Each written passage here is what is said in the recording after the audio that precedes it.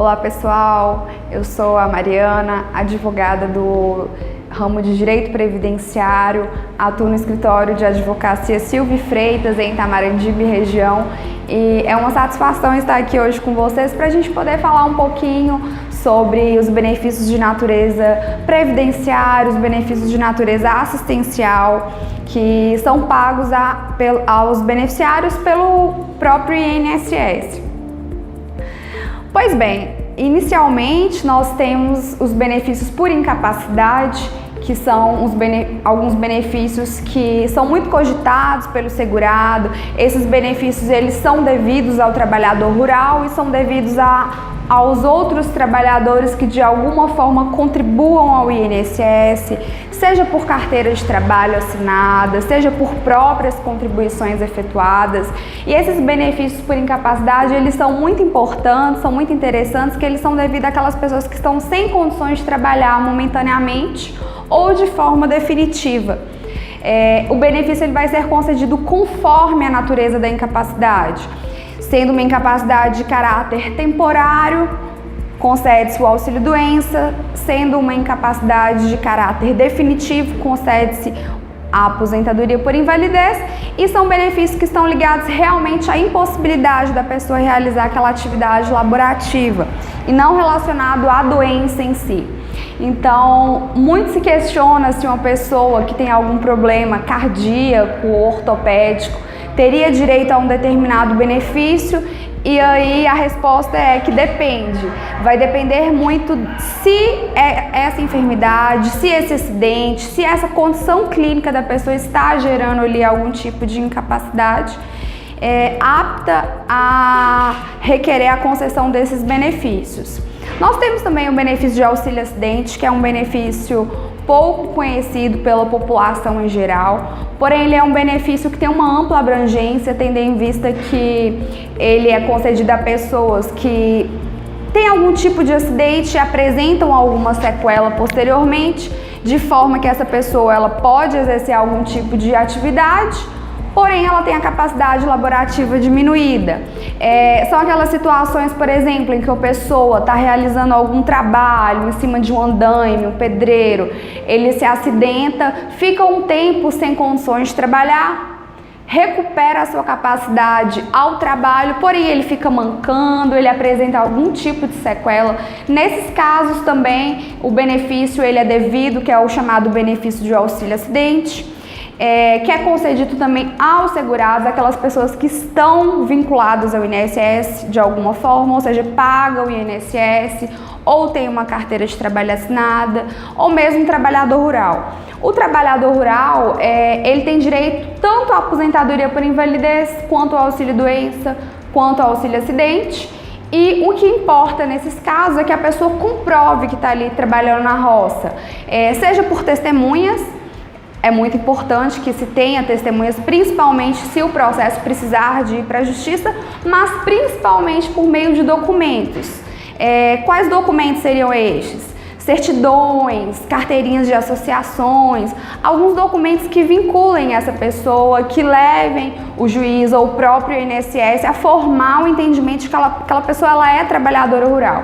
Então, nos casos do pessoal que trabalha na roça, é importante que se tenha essa preocupação de juntar a documentação, de preferência logo no início, que as pessoas ainda estão jovens, e terem essa preocupação mesmo de ir carregando essa documentação antes de ou completarem uma idade para uma aposentadoria por idade posteriormente, ou mesmo para requerer esses benefícios por incapacidade que eu acabei de citar para vocês.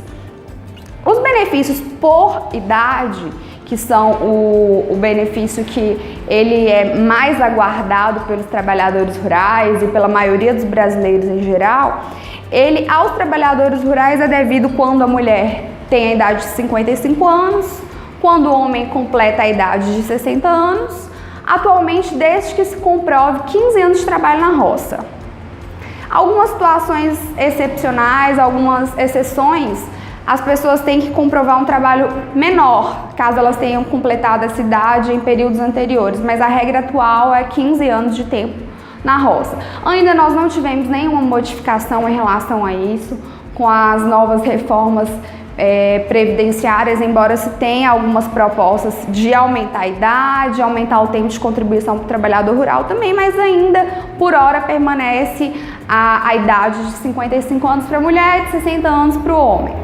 No caso do trabalhador urbano, que é aquelas pessoas que têm carteira assinada ou contribuem ao INSS, a aposentadoria por idade ela é devida quando a pessoa completa 60 anos mulher, 65 anos o homem. Também, neste caso, deve-se comprovar no mínimo os 15 anos de trabalho, ou por carteira assinada ou por contribuição pelo próprio carnê, a guia de contribuição ao INSS.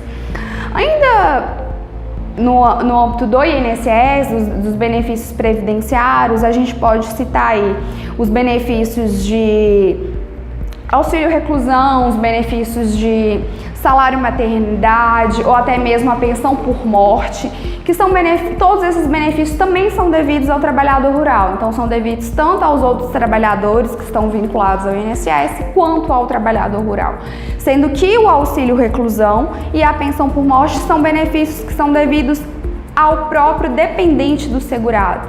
Na pensão por morte, os casos de cônjuge, companheiro, filhos. Nesses casos em que a pessoa ela falece, deve-se comprovar, o próprio dependente deve comprovar ou o exercício da atividade como trabalhador rural daquela pessoa que faleceu ou que ela estava vinculada ao INSS de alguma forma, ou pagando o INSS, uma carteira assinada. E nesses casos, quando o benefício ele é requerido pelo filho, é devido até o filho completar 21 anos, ou nos casos de filho que tem algum problema de saúde com alguma deficiência, alguma invalidez, ele não tem prazo de duração. E a companheira e a esposa, que vai a durabilidade do benefício, o benefício ele vai ser concedido a depender da idade e a depender de quanto tempo essa pessoa ela mantinha um vínculo conjugal com o falecido, tá? Ainda em relação aos benefícios pagos pelo INSS, nós temos o auxílio reclusão, que ele é um benefício que é pago aos dependentes do segurado que vier a ser recluso. Ele também é devido ao trabalhador rural. O salário maternidade, nos casos em que aquela trabalhadora rural ali, ou então a própria pessoa que tem uma carteira assinada ou contribui ao INSS, ela vem a engravidar ou adotar um filho. Nos casos de adoção também é devido ao salário maternidade. E ainda nós temos os benefícios de caráter assistencial, que são os benefícios que são pagos pelo INSS, porém que são pagos àquelas pessoas que não estão vinculadas ao regime. Ou seja, a pessoa ela recebe do INSS, mas ela não contribui ao sistema. Esses benefícios assistenciais, eles são benefícios que são concedidos àquelas pessoas que têm 65 anos de idade ou mais, ou apresentam algum tipo de deficiência. E além disso, deve-se comprovar que a renda familiar é uma renda mais baixa. No caso do INSS, o INSS considera essa renda mais baixa quando ela é inferior a 1/4 do salário mínimo por pessoa. Seria o equivalente a pegar um salário mínimo, se dividir para 4 integrantes ali da família, que são aquelas pessoas que residem no mesmo âmbito familiar, na mesma residência, na mesma casa que a pessoa que está requerendo o benefício. Então, deve-se comprovar que é um salário mínimo para 4 pessoas. Porém, esse critério ele tem sido relativizado. Às vezes a pessoa ela tem algum tipo de despesa extraordinária com medicamentos, com algum outro tipo de utensílio, por exemplo, fraldas descartáveis, seringas no caso dos diabéticos. Então esses elementos todos eles são considerados também na hora da concessão desses benefícios essenciais, que o pessoal chama de LOAS. Então, pessoal, levando em consideração essa grande quantidade de benefícios que a gente tem, sejam benefícios previdenciários, sejam benefícios assistenciais, eu gostaria só de ressaltar a vocês a importância de um profissional que possa acompanhá-los para o requerimento do benefício, um profissional de confiança de vocês, que possa orientá-los na produção de documentação, em vocês irem buscar os documentos corretos para que o benefício dê certo, seja no INSS, seja na própria Justiça.